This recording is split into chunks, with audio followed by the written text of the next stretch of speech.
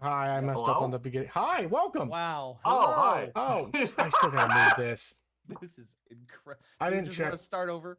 No, we're here. And so we're here. Yeah, hi guys. Okay. Hi. How's I'm everybody Bradley. doing? Did you do the intro wrong? Nope. Hi, I I'm didn't do Dono. it. I'm Dippy, I'm Dadley. and we are the Dapper Ds, the only show on the internet where we are so flustered we don't know whether we're doing our own show right or not. Mhm. Oh, my goodness. So, yeah, we're here again, and it I had a is better as- entrance on that one because no, I don't know. I'll set it in the chat. I'm sorry, what? What Are you wanting to redo the intro, Donna? No, shut up. Do you want to do do you want to redo the intro? No, No, he's just I'm gonna I'm sending you this message. So this is like what could be the entry Oh. point. So What a great way to start this off. It's the last Monday of the month, which means we're doing a podcast We're episode. doing the Dapper D's After Dark. We never agreed on whether that was the pseudonym for this or not. Yeah, I don't know. Probably. Which also, this month kind of fucked us up because we weren't ready for a fifth Monday. Yeah, we all had a lot of other stuff happening this month. Yes. We had some stuff to keep up with and to do. And obviously the first of the month was the first Monday of the month. Why did you just say that out loud? We've said worse things I know. on this show. So well, freaking it's the beginning of the goddamn show. Whatever. Do we want to redo this intro? Welcome to the Dapper Welcome. D's, where you might be disappointed by the triple D's in front of you. That's better. That's better. Oh God. Welcome to the Oh. first 3 minutes of this freaking episode. Welcome to the first 3 minutes. So, guys, there's been a lot happening this month, but before we get into it, we have a couple of do we have a partnership to talk about? I mean, Not really. no. Not really. I mean, if you Let's want to go save it hit for up our our, D&D shows. yeah, go check out- for our D&D shows more than it is for this show, but our channel is proudly partnered with Skinny Minis and Dungeon in a Box.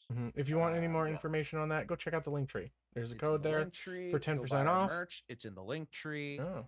Go check out all of our other social stuff. It's in the link tree. Also, if you want to join the Discord, it's in the link tree. Also, if you want to buy our merch, it's in the link tree. I already said It's that all part, the freaking Dadley. link It's in the tree. link Go tree. there. Okay. So, I want to just kick things right off with asking Dippy, how was the comedy show you went to? oh God, yeah. okay, yeah. So here's a fun thing. How much information can past- you give us about it? Because it was recorded. I could tell you all about it if I want. Can you reenact the entire show? Do it right Okay, now. Here we go. Live from no, I'm not doing that. So I saw an Instagram ad about a month ago for a comedy taping that was going to be happening in Franklin, Tennessee, at the Franklin Theater, the restored Franklin Theater. It's about 30 minutes that way from me. And I thought it was in Nashville. No, it's actually an outskirts town of Nashville, like Murfreesboro is. So I drove there and I got there 3 hours early because that's the kind of person I am. I wandered around Franklin for the first 30 minutes or hour of that and found out that Franklin is home to one of the best Irish pubs in the state. Ooh. It's called McCreary's, and I suggest that if the Dapper D's or if all of A&I comes down, that we go there because We go was hit up very McCreary's. fun. Honestly, Yeah, I think just a bit for right there. There was a freaking TikTok that I saw today, or it was either today or yesterday. Mhm. Yeah, from one of my friends that was responding to a big TikToker, and was just you don't go to where the place or where something is known to get the best of it. Right. Yeah. Someone was complaining about getting a shitty Philly cheesesteak from Philly. There are And- so many shitty Philly cheesesteaks in Philadelphia. Oh yeah, 100%. Yeah, Like you've got to go to the right place. you go outside of Philadelphia to get a good Philly cheesesteak. And he brought up, literally, he's like, the best Irish pub that I ever went to was McCreary's. And Oh, shit. I was just There you the go. fact that you freaking said that was just oh shit. Light Okay. bulb. Just made me remember that. But yeah, it's 30 minutes away from me. I could go and document my experience. Yeah, go for it. Or you guys could come down to Tennessee and we could document our experience. This is the only 10 Are we gonna become vloggers? One of these Dapper D's podcast episodes is going to be us three sitting either in chairs or on a couch in the same room doing this episode. And it's all going to be recorded. We're going to be sitting on the floor. Yeah. And it's all going to be shittily recorded on the back of a phone. Oh God. On a back phone camera. Listen, I would probably make sure that it wouldn't be that bad. I was gonna say, have you guys seen cameras? Have you guys seen those podcasts where it is recorded like that, and you can see the phone camera that's duct taped to the wall behind the guy to shoot the other guy? Hey, I don't want to talk shit. They're trying their best. They want to make. They want to create. Yeah, you work with what you got. Okay. But anyways, to get back to my story, so I went to the Franklin Theater. Whenever it was time for the show to begin, doors were 30 minutes before the show. I got tickets for 9:30, so I was there at 9. The first show let out a little bit later than it should have, so we got in at about 9:10. There was a merch table where the comedian I went to see, his name is Steve Byrne, Byrne, Steve Byrne. He is a half Korean, half Irish American. Like his dad was Korean and his mother was Irish, and I've seen this dude before. Oh, he this did guy was Sullivan on Hawaii 5-0. I don't think Sullivan and Son. Was he on? No, He was on Sullivan and Son. Did I just do something racist? Yes, you did a racist. Forgive me, internet. One racist. Trust me, Steve Byrne, from his dialogue last night. He's an F is for family. Dope. I need to watch that. Yeah, it says it right here. It is IMDb. Well, there you go. I'm looking at it right now. Okay, let me just do my freaking bit. Wait, last thing. Off track. Last thing. He was in a show or a movie maybe called "Don't Shoot the Pharmacist." Oh my God. Which that just makes me happy. He did mention that in the show, funnily enough. Oh, did he? Okay. So we get inside. There's a merch table with his latest stand-up special before this one and a movie that he directed and wrote. The special was called Tell the Damn Joke, and the movie was called The Opening Act. There's no reason for that. It's just facts. So we're standing there waiting for doors to open, and doors open at about 9:20-ish, 9:30-ish, like when the show is supposed to obviously get set up. So I go inside to my designated seat, which I bought my ticket for, which was row C, seat 6, which in the Franklin Theater is the third permanent row of seats. They added 3 more rows of temporary seats to fill out the theater a little bit more. Okay. And to fill out the front where the stage is a little bit more. And then we sat and we waited for the show to start for about another 30-ish minutes. They had setup, they had times due. The people that I was sitting next to initially were named Skylar and Laura. Laura was a lovely woman who chatted with me the entire time that we were waiting for the show to start. And she was from Chattanooga. She was get that number? Quite a bubbly personality. Huh? Did you get that number? She was 42. Oh, put on your Chad hat again, Tano. Go put on your douchebag hat. Listen, I'm just looking out for my bro, and you know what? 42 ain't bad. For a 23-year-old? Hey. Okay, wait. 42 divided in half. That's 21 plus 7 is 28. 28 is the youngest society says she can date. That's young. That's older than me, Donna. Is your age cut in half plus 7 years? Yes. What? How does that? Yeah. 23 divided by 2 would be like what? 11? No. 11 12. And then plus 11 7. And a half plus 7 would. Oh, well, I guess it works out then. Yeah. Anyway.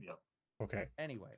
So, and we're chatting, and then all of a sudden Joe Gatto shows up on stage, and I'm like, oh my God, that's Joe that's Joe Gatto from Impractical Jokers, and he's done other stuff, and that's what he's doing nowadays. Why he's not doing Impractical Jokers anymore is because he's producing. He has a couple of podcasts he's on. He's producing stuff. He's directing stuff. He was the producer for this show, which I didn't realize. Oh. And he comes out and he's like, we're getting ready to start in about 5 minutes. We're just going to fill out the front rows, and we're going to, as soon as we get that filled out, squared away, we'll get started. So they start pulling, like 6 or 7 people fill out the sides of the theater, and they're like, okay. And they were pointing at people who were raising their hands like, oh, we're a couple, we're 3, and Laura looks over to me and says, we ought to pretend to be a couple to get double seats. And I'm like, Bradley, do I need to go put that hat back on? Okay, but we could be 2 singles. And that's what we ended up doing, was like, we raised our hands together. We raised our hands together, and we were 2 singles. And they looked at us and they were like, how many do we have? And he looked towards the front, and I'm like, oh. And he gestures for us to get up and move. And we get upgraded from the 6th row to the front row. All right, I'm gonna put on my douchebag hat for a second. Is this the woman you sent us on Snapchat? You sent us a selfie from the. Oh, you should have gotten her number. She was gorgeous. Oh my god, she was so pretty. I will put on my whatever you want to call it hat for a second. What was her name? Laura. I will put on my whatever you want to call it hat for a second. This woman was having a lovely time at this show. Mm-hmm. She had a daughter who was 2 years younger than me. And should have got that number. We're not going to talk about this. Just shush. Live. You have your. Fuck it. Do it live. No. Okay, listen. She wanted that picture, so I sent her that picture. So in an indirect way, I have her number for no other reason than to have sent her that picture. Listen, we're moving on. Listen, so we get up and we sit in the front row. We need to talk. She didn't want that picture, Dippy. She wanted your number. She's 42. Listen, what am I gonna do? Here's the thing: either she wanted your number for her, or for her daughter, or for the daughter. She could be wingmanning you, she could be, and she's like, "This is a lovely young man. Daughter. This is a lovely young man." Exactly. Comedy show, great sense of humor. What you need to do is, just, I don't know, no, don't be weird, but continue having that conversation. I'm not doing anything unless she texts me back on that number. That's fair. That is fair. I'm not doing it. Yes. Okay. That is the respectful thing to do. Respect. Moving on. Okay. Me and Laura, as 2 single ticket holders, move up to the front row.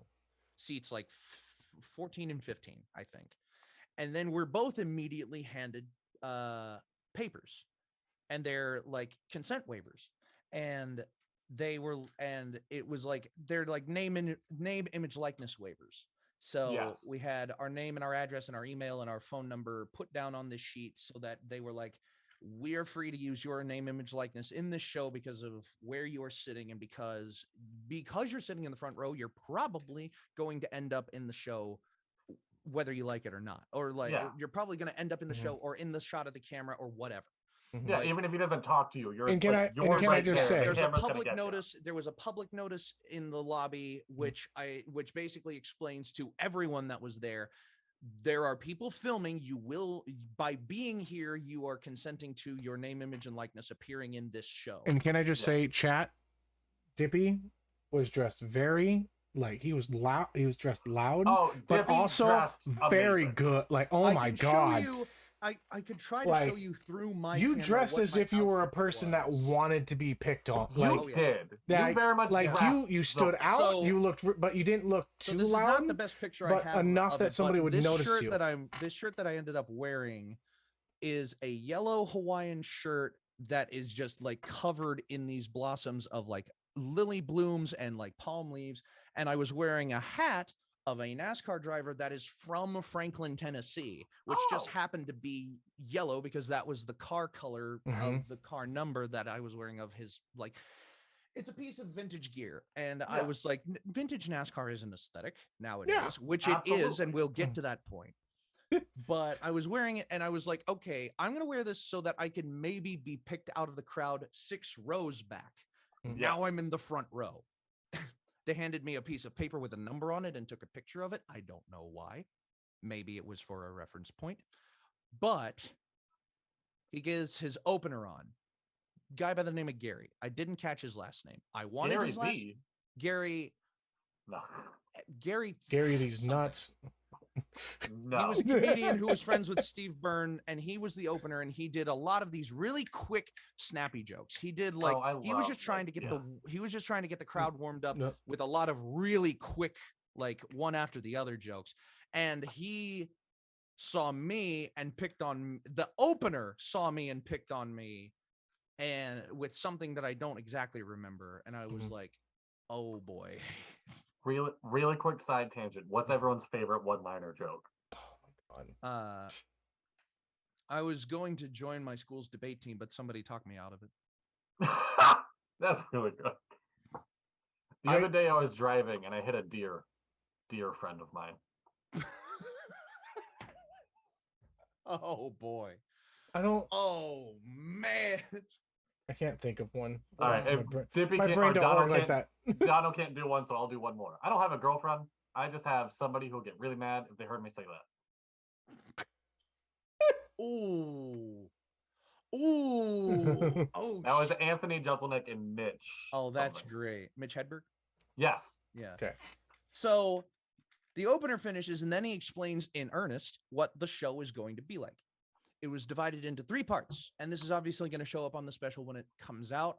I don't want to reveal like too much of the content of the special because that's what the special is for. Yeah. But I'm going to talk about my experiences with it. So in the show, there are 3 parts to this 1-hour special. This special is going to be called Steve Byrne, The Last Late Night. And the stage was set up like a late night talk show host, like a late night talk show stage. It had a desk and a chair with like a moonlit background or whatever it was, like standee, and a live band was playing. A 3-piece band was playing during this, or at least for the opener and the intermissions and stuff. And they were good. They were a good 3-piece band. But the first part of the show was Steve doing how the opener phrased it, monologue jokes, where you would have Conan O'Brien or another late night talk show host going out to the front of the stage and doing a monologue for the first half of the show. That's what Steve did for the first third of his stand-up show. And it was a lot of one-liners and a lot of like stuff like that and cool, just jokey, like punchline jokes. And it was good. He got to one joke in the middle of this monologue where a lot of people kind of groaned, but I laughed.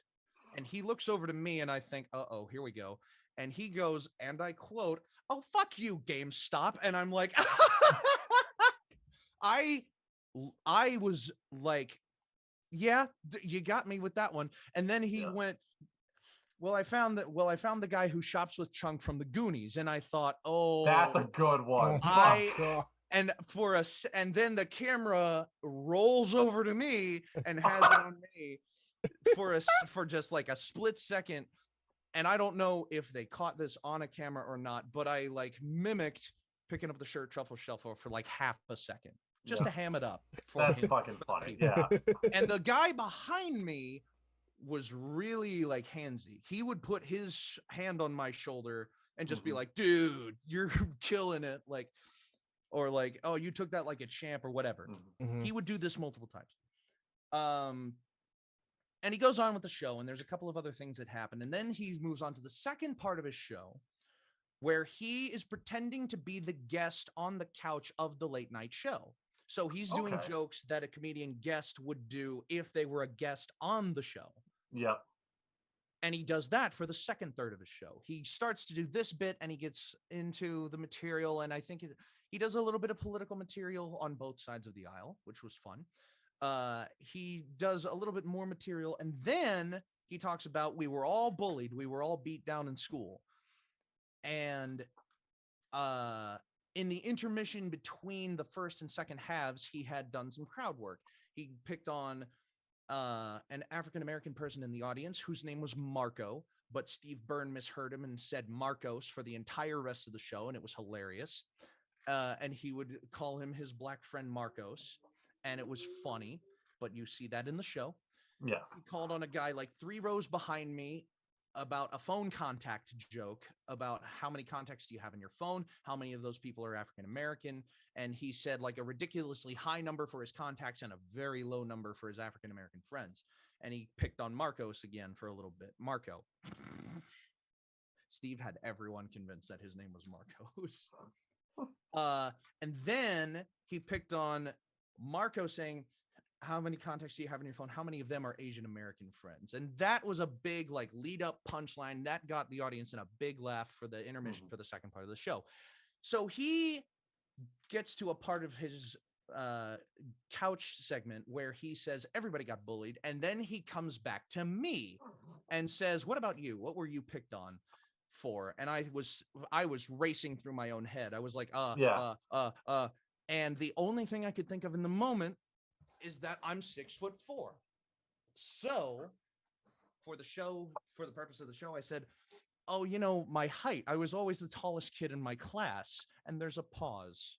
The audience laughs a little, but then Steve stands up and goes, Marcos, when you hear the plight of this young man, can you tell him when the next march is? And that got everybody again. That's and it was fucking just funny. I know. And I thought, oh my God, if I wasn't in the show before, I'm definitely in it now.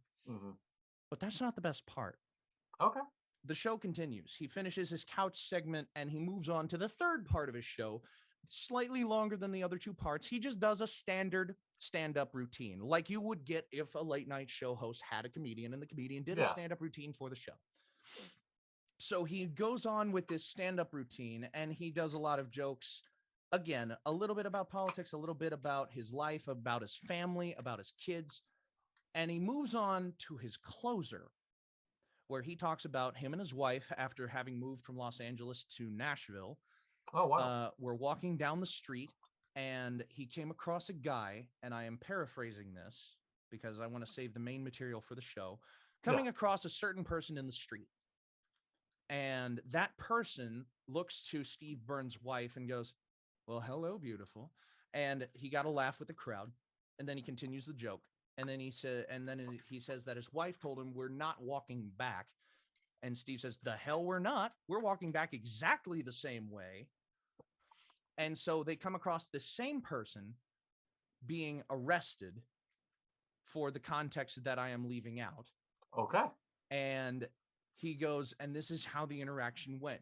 If you motherfuckers don't see what's fucking going on here, you better fuck. And then he looks over to Steve Byrne's wife and goes, well, hello again. And that got a huge laugh. And there's this big moment where the crowd is building up because this was like one of the funniest things they've heard. And Steve Byrne goes, that man has probably made me laugh more than any other person on this planet in the last few years. He's one of the best wingmen I've ever had. And then I notice he gives a little look in a certain direction. And he goes, and he's sitting among us in the audience tonight and gestures to me. And because of the context I'm leaving out, which you'll have to watch the special for, I went, oh shit. You have got to roll with this or this show is ruined. So I stand up and I shake his hand for the cameras, for everybody. And everybody just is like cheering and laughing. And I sit back down and the guy behind me goes, dude, you're a legend. And he closes the show. He brings out his kids and his wife. Oh. And the one thing that I regret not doing was in that moment, in the cheers of the crowd, I could have just stood up and yelled, well, hello, beautiful. And I lost that opportunity because I was just too afraid that I was going to get lost in the noise of the crowd. Oh, absolutely. And I wanted so bad to just do that at the end of the show, but I didn't get the chance to. Like, I thought about this like today, like 2 days. How good that would have been. Yeah. So the show ends, and then they have to do pickups because this is being filmed. So they do a pickup of Marco saying his name, and Joe Gatto is doing these pickups because Steve did one line that he changed the language of and got a bigger laugh out of, and then Joe comes out and does the pickups for the two people in the crowd that he interacted with. He's like, okay, where's Marcos? And then he pointed to Marcos, and they got a pickup of him. And then they said, okay, and who was the guy who talked right back? Okay, sorry, I'm listening.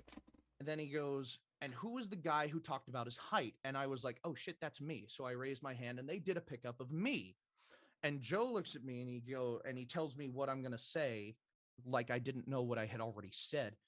And I looked at him, and my inner voice told me, and hence came through my mouth, Joe, I did 8 years of theater. Whatever you need me to do, I got it. And the audience paused, and Joe went, okay, and he got a laugh. And it was like, in this moment, the opener comes to me, gives me a high five, and says, dude, that acting was awesome. That before you delivered your line really sold it. And I was like, oh my God, what am I doing here? So the show properly ends with the pickups being done. Joe says, all right, if you interacted with Steve tonight, we're going to need a release form for you. So stick around. And I had already signed one. I stuck around though. And Joe looked right at me. I couldn't have been more than 5 feet away from Joe Gatto in this moment. And he looks at me and he's like, did you already sign your form? And I was like, yeah, if I already signed one, am I good to go? And he was like, absolutely. You have a wonderful night. And I just stop him and I say, Joe. And he was like, yes. And I was like, you were always my favorite. And he was like, well, thank you so much, buddy. I appreciate that very much. And my dumbass brain went, no, ask him for a picture. So I like scramble for my phone, and he's already walking away by the time I get my phone. And I was like, fuck. Well, you needed to connect the compliment with the picture, dummy. Hey. And I was like, and he was already walking off stage. So the end of the show comes around. Everybody is kind of egressing the theater. Everybody's leaving. I go back out to the lobby, and a couple things happen. The opener sees me again, and pulls me in and says, dude, you being here tonight helped this show be so much better than it would have been. I'm glad you came by. And I was like, thank you so much. I appreciate that very much. I was just, willing to do what it needed for the show. And he was like, absolutely. And I said, I do have one question though. And he was like, shoot. And I was like, can I get a copy of the movie? And he went, oh, which one? And I pointed at the movie because I already had the stand-up show in my hands. And he was like, oh, then it's like $10. And I said, I don't have it. And I literally didn't. I was like $2 short. And I was just like, I don't have it. I can't do it.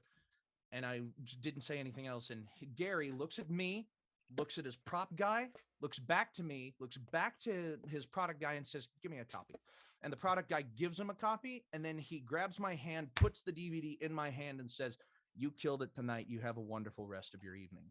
That's awesome. Like, so, that was my experience with this show, where I originally went hoping to get like just singularly picked out of a crowd like 5 rows back, and I ended up on the front row involved with the show. Fuck yeah, that's really fucking cool. That's the coolest fucking thing ever. Indirect plug. I don't know how much of that went against any kind of contract, or if I can even talk about the rest of this. But you can go to Amazon Prime Video in a couple of months' time, maybe half a year's time. I don't know how long it takes to edit this stuff. We'll talk about it when we'll talk about it again in the podcast when it does come out. Yeah. And you can go to Amazon Prime Video and look up Steve Burns' The Last Late Night. And there is probably a 99.999% chance that your boy is in it. Yeah, that's really cool. That's dope as hell. Like, not just in the crowd, in the show.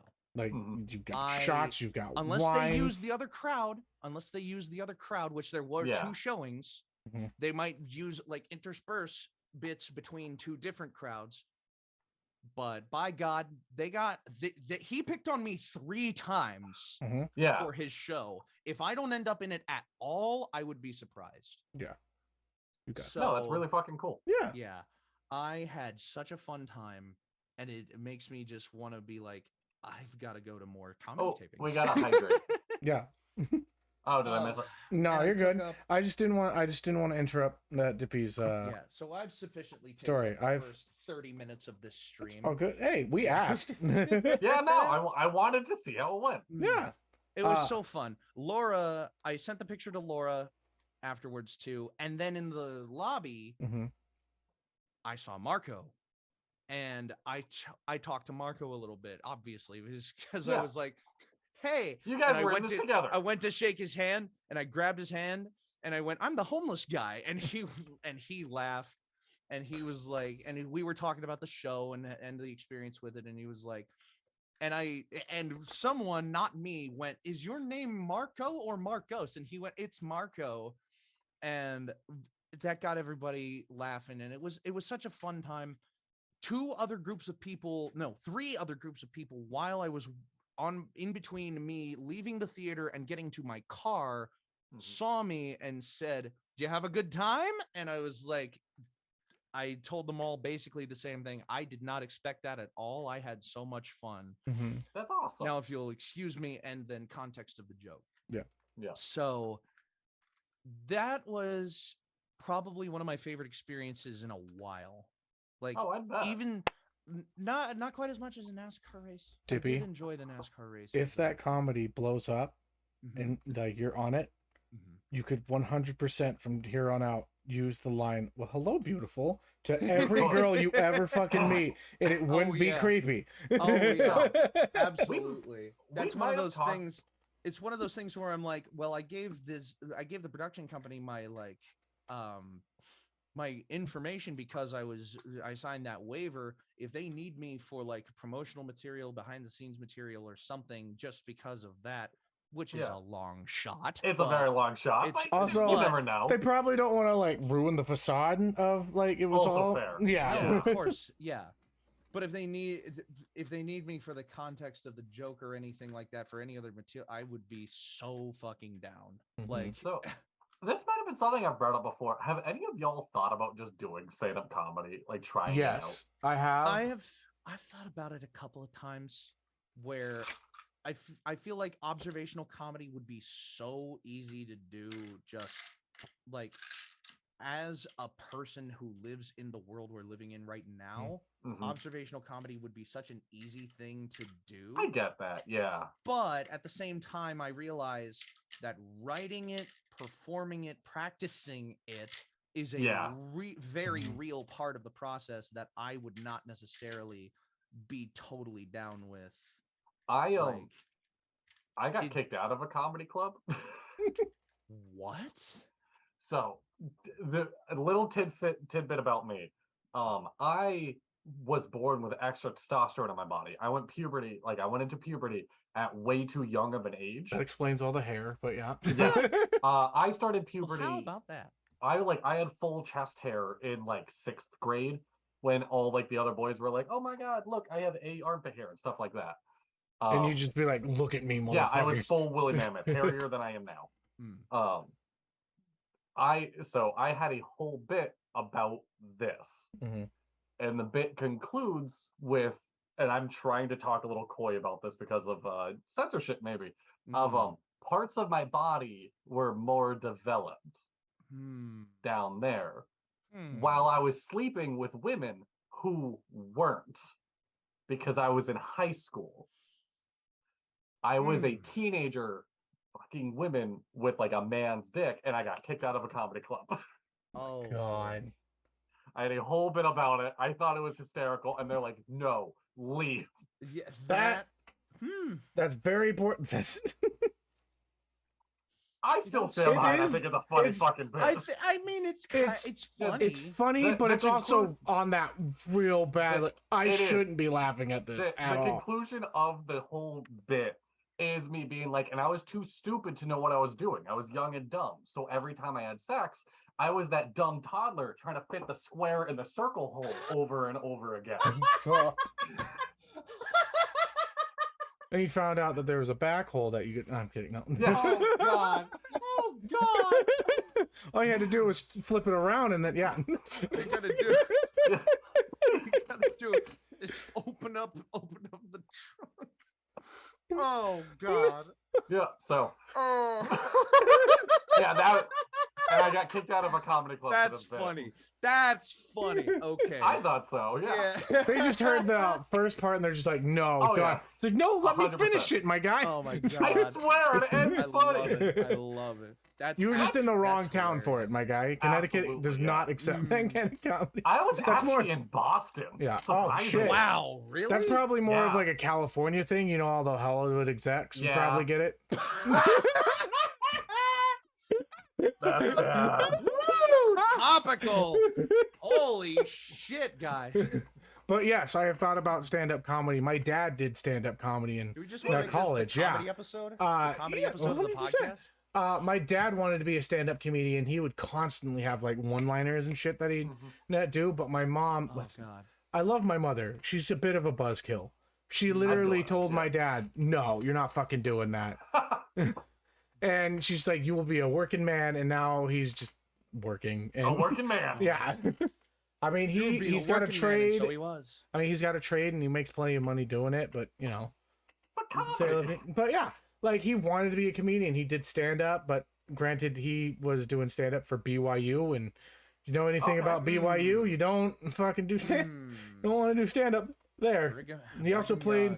He also played D&D and Star Trek TTRPGs in the yeah. capital of Christian state. So- Yeah. Gotta love Brigham Young. Oh God! Hi, honey. Thank you. Hello. I said hi. Hi. But yeah, like that was my dad. So yeah, I wanted to stand up. I thought it would be like a fun thing. But if I were to do stand up, I would need key points, like notes, and then Yeah. I've like worked out things in my index head, and I'm cards. just like, this gets a little bit depressing because it's just how I see the world and how it's funny that like dark shit's funny to me. See, that's where I'm at. Of comedians like Mike Birbiglia and fucking George Carlin and Neil something. Neil, he was the Dave Chappelle's co-writer. I'm not sure. Where they like, all right, let me look up Neil really quick. Neil Brennan.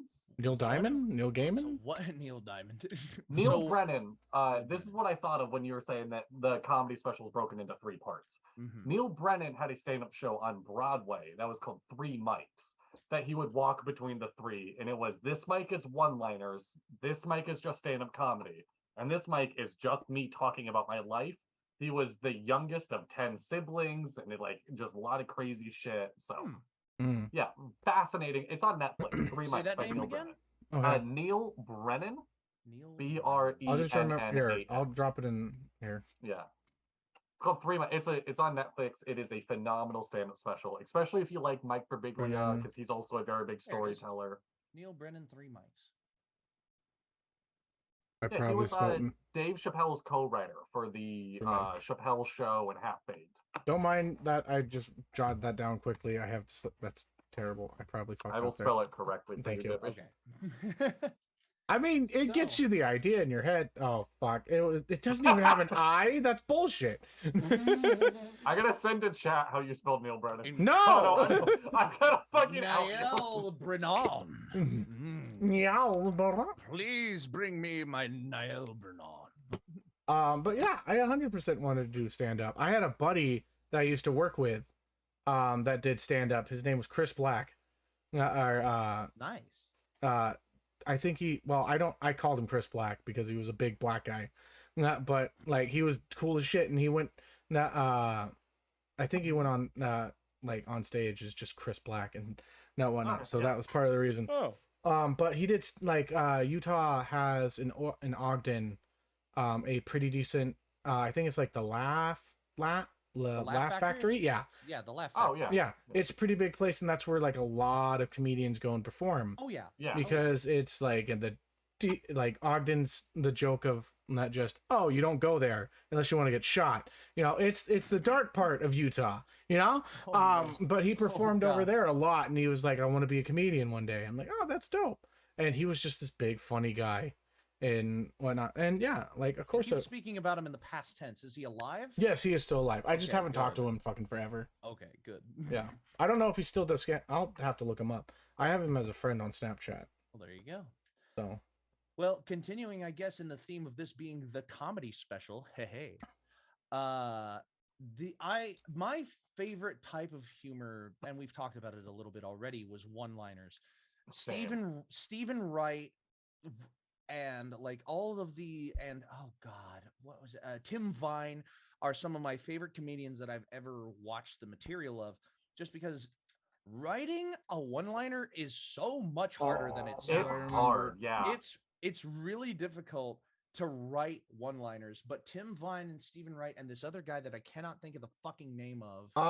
There was this guy that had so you're thinking about one-liners and stuff, and you just made me remember a comedian that one of my old roommates showed me. Mm-hmm. He is a legend among comedians, and he died at a really young age because he was drug overdose and shit like that. I cannot remember his fucking name. Is it Mitch, who I just brought up? Mitch Hedberg? Let me look at Mitch Hedberg's the comedian that's like, my belt loops hold up my belt. Yes. My belt holds up my pants. I don't know who to thank here. Wait, Mitch Hedberg died young? Mitch Hedberg died not that like 38. Dude, I am 10 years away from 38. That is fucking young. Mitch Hedberg died March 30th, 2005. Wow. Yeah. He was born in 68. Yeah. He was born in 68? He was 37 years old. 37. Because he died before his birthday. Yeah. Wait, no, he died after his birthday. You fucked it up. How was he 30 if he was... He was born February 24th, 1968. Are you 1968? He died March 30th, 2005. So his 37th birthday had just passed. Okay. Well, I was fucking... My brain was just like, wait, no, he'd be like in his fort, and then it's like, no, my math was fucked up. Never mind. Yeah. No, he's a legend when it comes to one-liners. He really fucking is. I forget that I was like 11. No. Who's the... Oh, God. I was 11 when that fucking happened. Yeah. There's a really raunchy British comedian that I can't think of his fucking name. Jimmy Carr? Jimmy Carr. Yeah. One of the... See, okay. I have a little bit of a resentment for Jimmy Carr. Because Jimmy Carr is like really good at what he does. But what he does, I don't really vibe with that much. I love that he laughs in reverse. His that's reverse how I laugh is... I don't know if y'all ever... Just yeah, that's how, like, that's my laugh that I hide. That, like, you will catch me with sometimes. Right. But besides that, Jimmy Carr's, like, general routine of his comedy it's just... I don't know what it is about it that rubs me the wrong way, but it's like... I get that. It's not for everybody. Granted, he is the king of heckle defense. Mm-hmm. Like, my God, he is so good at it. And it's like one of those things that I like find very interesting about Jimmy Carr as a comedian, but his material in general is not exactly there. For his me, best, at least. His best heckle defense to this day is still, oh, you're waiting for my comeback? Go scrape it off your mother's teeth. Yeah. God. It's fucking incredible. It's do I tell you this joke? Right? Just like yes, you do. We are okay. This 100% special. So the best fucking comedian I think I could ever tell you is one that is literally it's my friend's little brother. And this fucking kid had such good sassy comebacks that I was like, and one time I was just like, fuck, bro. And I'll tell you this. All right, hey bud. Ooh, you look nice. Literally, I was talking, and I was just talking to my friends, and he was just up like above a flight of stairs, and now I can't even remember what we were talking about, but now he's just got this face of like annoyance, and his brother just goes like, "What the fuck's up?" And he just looks at me, and he's like, "You know the Holocaust? I like that more than I like you." Oh my god! And I was just like, oh my fuck! How old is this kid? That's fucking awesome. He was 12 at that age. Oh yeah, that sounds about right. That's incredible. That's fucking brilliant. You know the Holocaust? I like that more than I like you. Wow, that's especially harsh. I know. From a child. Yeah. Who has only just learned what the Holocaust is. Yeah. Like this kid. Oh damn. Like I that hit me so hard that I was like, fuck, I gotta keep this one in my back pocket. Kids are really I have yet to be able to use it once on somebody. And it's like, oh my god. Granted, a lot of people find me annoying at first when they meet me, so I was like, fair. Would be. This might be a little too interpersonal, and y'all could just veto this idea. What was y'all's first impressions of each other? Oh, of like, okay, so of Dippy? Of like any of us. Like, okay. Yeah. Oh, okay, sure. I don't know. Okay. Because Donald, you said that people find you annoying. Yeah. When like people first meet you. My first impression with Dono was just like, okay, I'm gonna make a poster of undiagnosed ADD, and then he was like, I've been diagnosed with ADD, and I'm like, never mind, take the poster down. I'm unapologetically myself. Yeah. And that's what people don't like, is that, fuck, why are you allowed to be yourself and I have to hide shit? I'm like, why the fuck are you hiding shit? Go for it, my guy. That's my attitude. Right. If we're being honest, my first impression of Dippy was something along the lines of knowing that you went to film school, and I went into meeting you as like, great, another fucking film buff, another fucking film major. And then you just started talking about other shit, and I'm like, oh, this guy's whole personality isn't movies. He's good. Oh, he's cultured. Really? Fuck yeah. I did, okay. That's a new one. Mm-hmm. Yeah, that was the first thing I knew about you, was that you were a film major. Sure. Right. I get that. When I was first being like, not dragged. We were both dragged into A&I. Yeah. It's okay. When I was first like introduced to the family that is A&I, Mm-hmm. Dono had simply asked me for whether or not I wanted to fill in a spot that had just opened up in a game.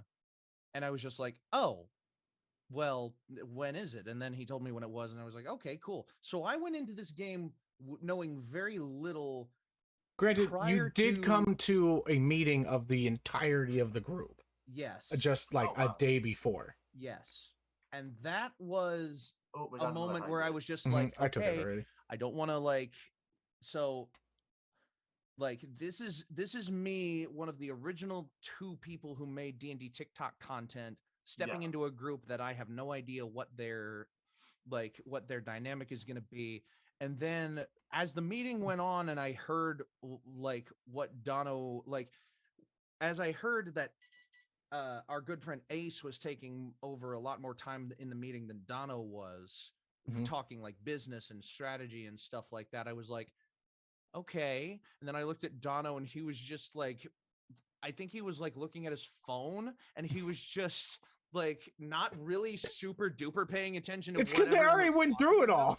And then I was like, doesn't he care about this? And then he looks up and he's like, great, so this is Dippy. And I was like, hi. And I was just like that. And then my impression was sealed as like, yep, that's Dono. Like that I get that. We're gonna put Dono on the roasting seat for a second. We've had to do a couple business-ish meetings for A&I. Yeah. Every single one is me and Dippy being like, here's the topic, here's what we want to talk about, here are our ideas, and Donald being, yeah, but what about this other thing that has nothing to do with that? And we're like, yes, that's a great idea. We'll write it down on this nice list over here, and we'll come back to it when we're done with this idea. Yeah. And then Donald will be like, yeah, but what about this? Yeah. We love Dono. We love each other very much, but it's very hard to rein in. I am not like, talking about one thing. I am the energy. I am not the business. Don't. Listen, I was not originally the person that was in charge of A&I's business shit, okay? And it shows, but I'm handling it, okay? So here's something that I could more properly attest to is my first impression of Dono as a player in a game versus a DM in a game. Mm-hmm. Oh yeah. So the first episode that I played in our game, well, at the time of recording this, our previous game, which was called Valmira, the game was like 16 episodes in. I think I joined on episode 16, if I remember correctly, because I did the formatting for Valmira shortly after that, just to fix up the titling and stuff. Yeah. And when I was listening to Dono's DMing style, I was getting like these hints and these vibes of what the world around me was doing, what the player dynamics between each other was versus the character dynamics between each other. And it was like, this is cool. This is a good world. This is an interesting place. And I ended up exploring it all the way to the end of that game, and I loved it, and it was great. Versus Dono joining my game proposition on Fridays as a literal sentient pile of trash and being the most chaotic gremlin I have ever come across. You know those posts that you see where you have a player at a table who wants to try to get away with a lot of things? Where they're like, okay, hear me out. And then they describe something that you didn't think you would be able to be done with a spell or with a feature or with a thing. And I have every episode of the Inquisition we've run, yes, I've had to look at Dono and look into myself and say, whatever I allow for this game, he's going to allow for the other game if I'm a player, so I'm going to do it. And I've just been running along with Dono's bullshit as a player. I am just doing what I wish my players would do all the fucking time because I'm so pent up. Which is being like creatively dumb shit with spells that you would never think about, and in a million it works years. Every time. I allow it to work because it's creative and I love that. And it's just this stuff. Part of it is jealousy of, oh my God, how come I never thought of that to begin with? So I unlocked that for my character in the current game. And I'm asking it to do these things with these spells that are being allowed now. And now that we have come to that mutual understanding of whatever I allow in my game, you're going to have to allow in yours. And you are getting like really creative. It's just sometimes things just fail. Right. My last little make fun of Dono moment is from going from DN to player of like, I'm constantly with Dono being like, what's the lore of this? And I want to know the history of that. And Dono's so excited to share with me. And then I throw a random NPC and his mom into like my campaign I was running. And Dono goes, can I insight check to see if she's a monster fucker? No reason. Nothing fucking prompted it. Nothing. It was just like, I want to see if she's a monster fucker. Out of the thin blue sky. Just like, I'm not gonna lie, you gave me vibes of it. I don't know how. You showed the posters and whatnot. Like you were talking about, she's got horror posters. Yes, and it's like there's werewolves and stuff. It's like, is she into fucking monsters, cat? And I was like, part of me was thinking, it's like, is he trying to give me a MILF?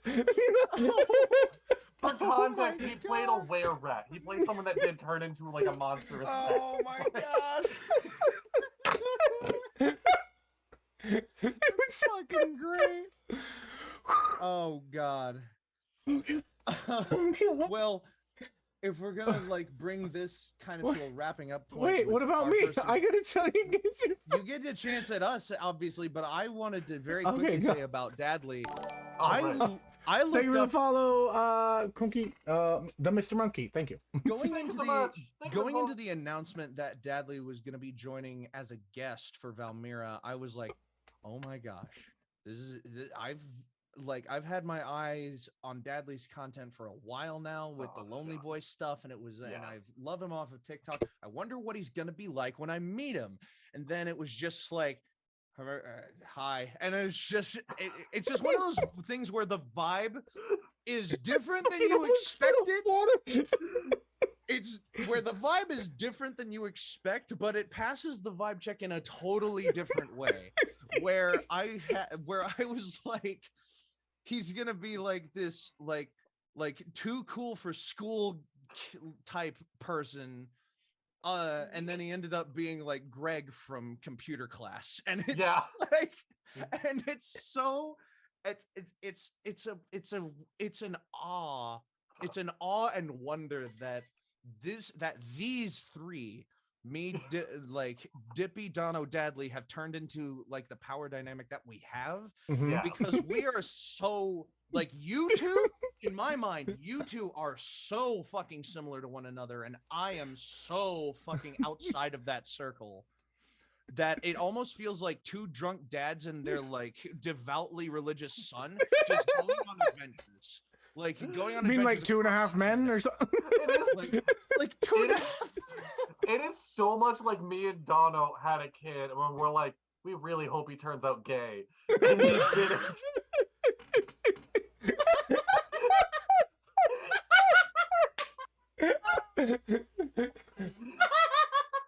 Can I just say this is my favorite episode of the Dapper D? So you have said this about every podcast episode. It's just getting better. Okay. Oh my god. All right, Dono, it's your turn, and then I'm gonna throw next guy on Okay. So I'm just gonna say this, Dippy. We have played together before you played the I know that. session. I know that. Okay, cool. Yeah, so, I was well aware of that. Those previous times, I was a guest on the Isles of El, which was the game. Yes, even before yes. Valmira was a game. I was a guest on the Isles of El, and it was a one-time guesting thing. And I was like, oh, I'm just happy to be here, like bouncing bouncing up and down in my chair, like yeah. And you then guessed that game ended, and then Valmira started, and I wasn't involved with anything of the first bit of Valmira. You were also in like the last couple episodes of the Isles of El before it just ended. Right. Yeah, like it did. Yeah. Yeah. So like, anyone else fucking look at that train wreck? Yeah. We don't gotta go into that. We don't have to talk about that. All right. We don't have to talk about that. That's Bruno of the channel. Yeah, that's the. So my first, oh god. So obviously I was a fan of Dippy right off the bat because he was one of the people that started D&D TikTok and DM tips and stuff like that with Noodle Doodler. And so when you first like noticed me on TikTok and like duetting my stuff when I was like introducing myself, because you would ask people to do it and whatnot, my wife can attest to this. I literally had I was just like, holy shit. Like, I was just super loud. My son was like sleeping and he woke up and my wife's just like, why the fuck are you yelling? I'm like, you don't understand. And then I got really fucking like excited about it. And I was like, yes, this means that I might be good at something. I might, because I started doing TikToks just for like I didn't know what I was doing. Literally, my TikTok has not changed from what it's originally has been, which is just me spewing out random shit, thinking, what does the world think about this?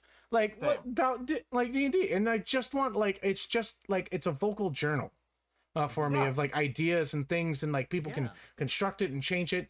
And I love, because in all honesty, I would not be a big thing on D&D TikTok unless it was for like Dippy and Sir Pfeffers and all you guys literally pushing me to get to 1K. And I love that.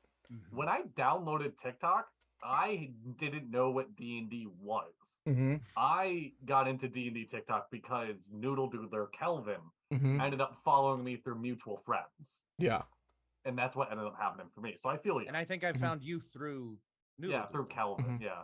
We had the whole Lonely Boy Hour stuff. To very, very succinctly talk about Kelvin, he being, to this day, he attests that there was only like one other thing that was ever D&D related before him and me, and it was called Suddenly Bears, and I don't remember anything. Oh yeah, I fucking remember Suddenly Bears. See, that's the one part of like D&D TikTok lore that I have never been clued in on. It is like it's the such funniest a fucking thing. It's just a meme. It's just a good meme. Like it was like it literally, I think it came from Instagram, and the dude just kind of ripped it, right, and then put it on TikTok, and right. that was like the beginning of people taking ideas from Reddit and Instagram and just fucking not making it into video format. Because TikTok was originally just a dubbing platform. It was just Musically, which was all dubs. That's all it was. It was dubs. Which is where I started. Yeah. Yeah. And when I first downloaded TikTok in 2018, that was what I did too. My first video, I went back and purged a lot of my older content just because it was like updates or terrible videos or videos that didn't get more than like 1 like 4 years ago. And I was purging through those. I still have my first post up, and it was a dub of a Jeff Dunham bit, and it was so fucking stupid to watch again. Because I posted it on my birthday 4 years ago. And it was like... I feel that. It was like one of those things that was just like... I watched through all of these videos getting ready to like purge them. And I came across one that was like, so I just got... I got 100 fans in a week. Nice. And I was just like... It was one of those things, right? But I'm not saying that TikTok led me anywhere. But if I hadn't have discovered Noodle Doodler, I wouldn't have made D&D stuff. And without that D&D stuff, we probably wouldn't be sitting here talking right now. Yeah. But to continue with what I was saying, like, if it wasn't for you guys, I wouldn't be doing D&D TikTok. So I was like super ecstatic and whatnot of like getting your notice. And like, then everybody from what D&D TikTok started following me, and I was making these friends. And now, I'm not going to lie, my whole mindset was just like, I don't know if I'm cool enough to hang out with these guys. Like, and that was my mind. Like, that's always been a bit of my mindset. So, like, I have a lot of friends on D&D TikTok that I haven't talked to because I'm just like, I don't know if you want to chill with me or not. I'm a little weird, and I don't want to ruin this dynamic that we might have. I have so many mutuals that I am so scared to hit up. Same. I'm mutuals with the Bearded Bard, and I still have yet to message him about anything. My Dono are mutuals with this wildlife, which is a phenomenal. Oh yeah, it's fucking dope. I hit them up every once in a while. So you guys remember Chris, right? He is mutual, the one that we played the one shot with. Oh yeah. Yeah. He is now mutuals. Like, he's starting to do music stuff. Yeah. On TikTok, it's so fucking good. He got followed by Yellow Card. Fuck Yellow Card. And and what? Don't like him. Don't worry Yellow about Card sued Juice WRLD's music after he died for a copyright claim that got completely. All right, then we're gonna watch this part of the whole thing. I'm just proud of him because he's fucking doing his whole thing. Right. But like, he's getting somewhere with it, and I'm very excited to see where he goes with that. Very cool. But so that was the roasting part.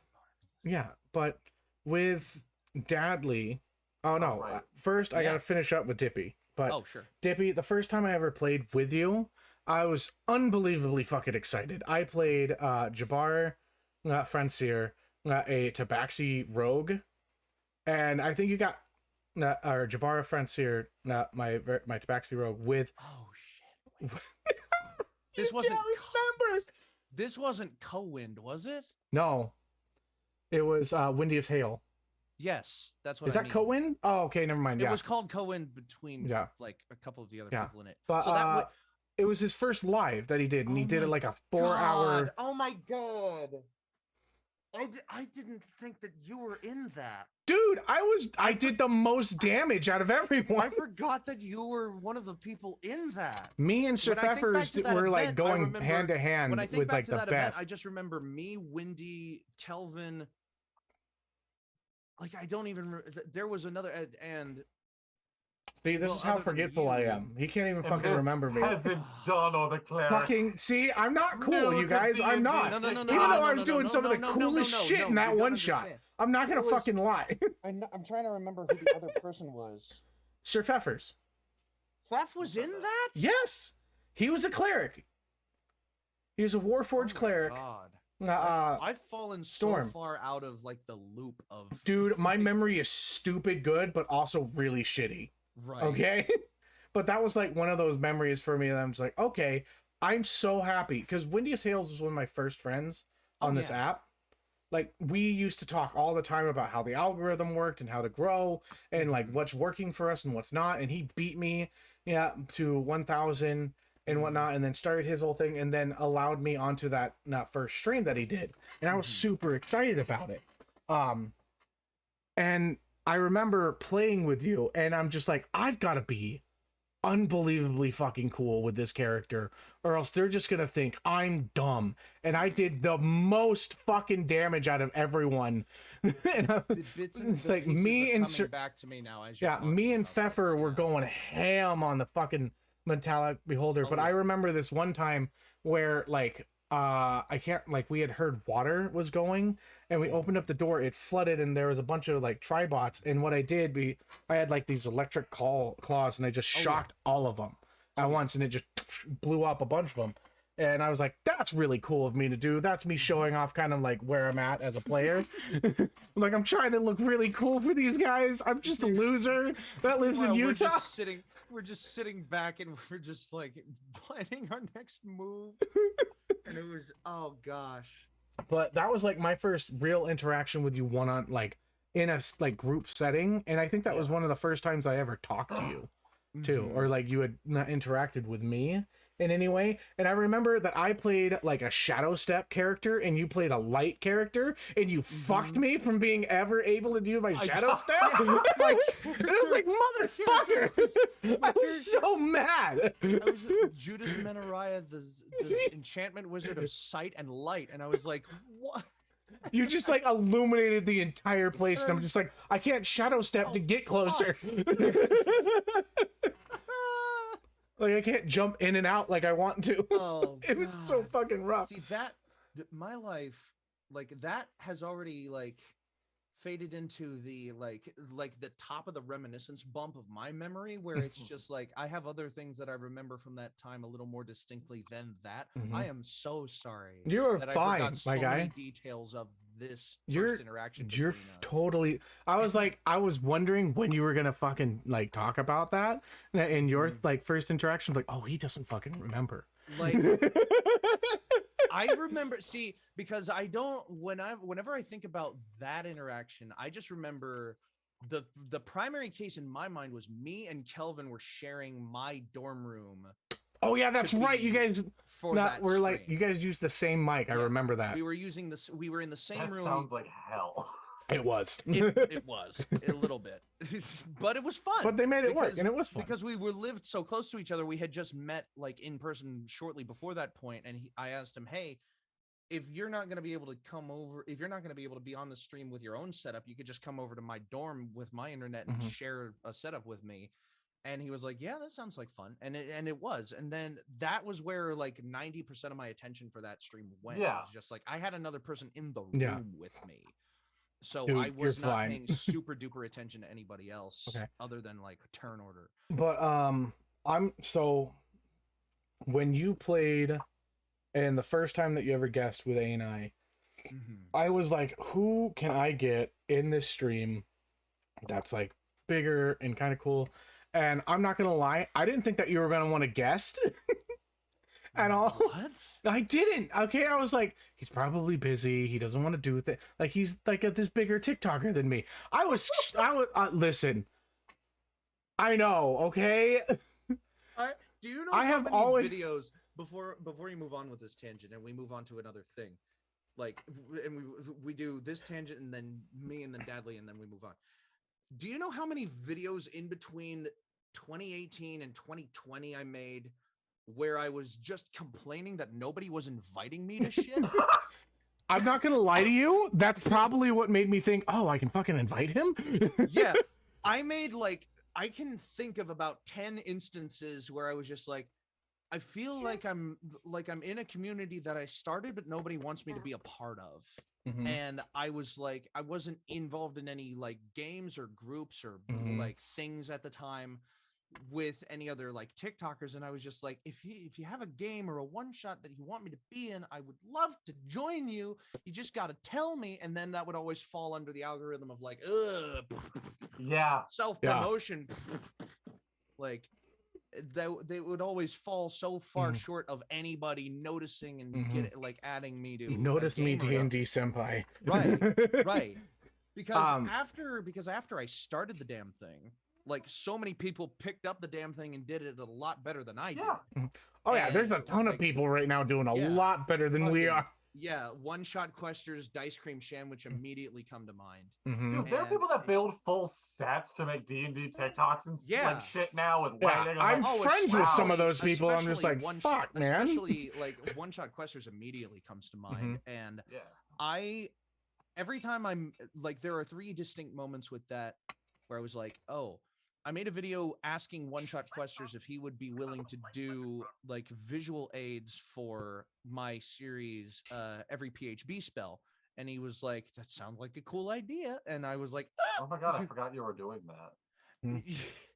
Do you know when I need to legitimately look up when the last time I made a every PHB spell video was. I remember seeing that series and more than being interested in like where this is going to go and whatnot. I'm like, this is so many spells, man. It is. I started it, and I obviously have yet to finish it. But my last, the last video that I made for every PHB spell is Conjure Celestial. You haven't made it past C.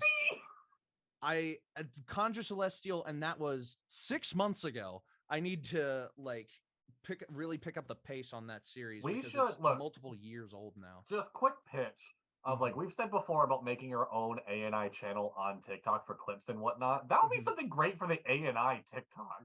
All of us just like going through and doing like, hey, here's the spell, here's how I would use it, here's some cool mechanics. Have a good day. Well, now hold on a minute now.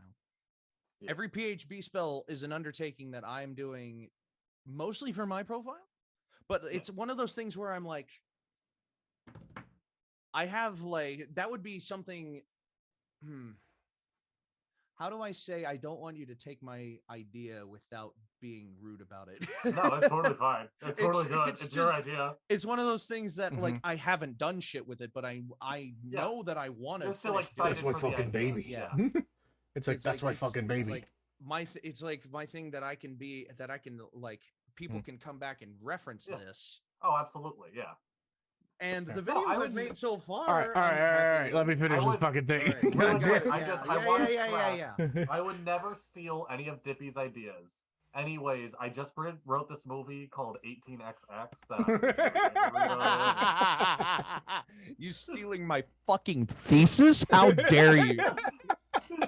But okay, so Dippy, I didn't think that was gonna get you. Oh my God, we're still on Dippy. Okay, cool. Whatever. I didn't think. Well, he keeps fucking. No. I know. I'm sorry. You guys were ripping into me for like a good straight like 15 fucking minutes. I'm like, okay.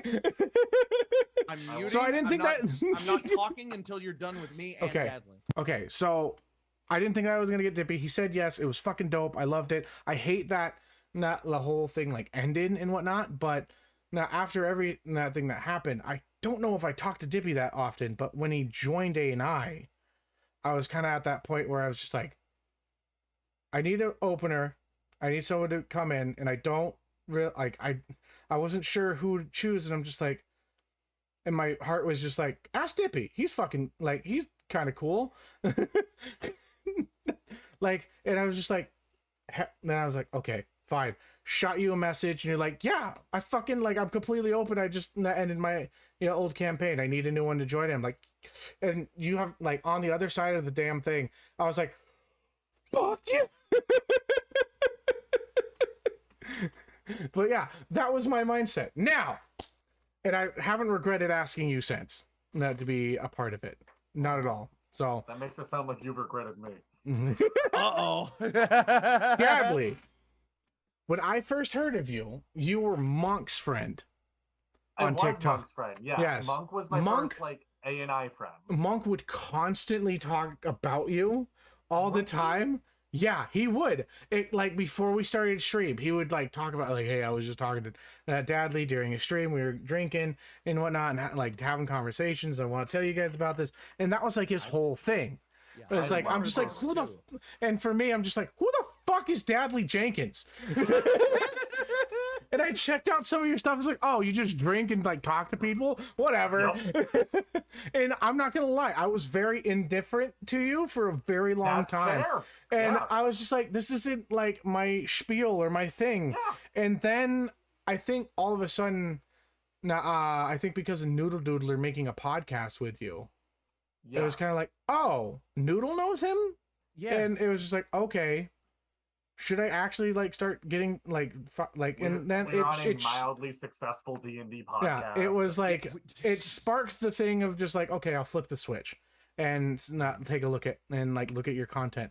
And then I was just like, okay, really cool. And then I jumped in, I think a few lives, and I started talking to you and whatnot, and I thought it was kind of funny or whatever. And then like I friended you, and then soon after you friended me back, I'm like, well, fuck, I can't unfriend him now.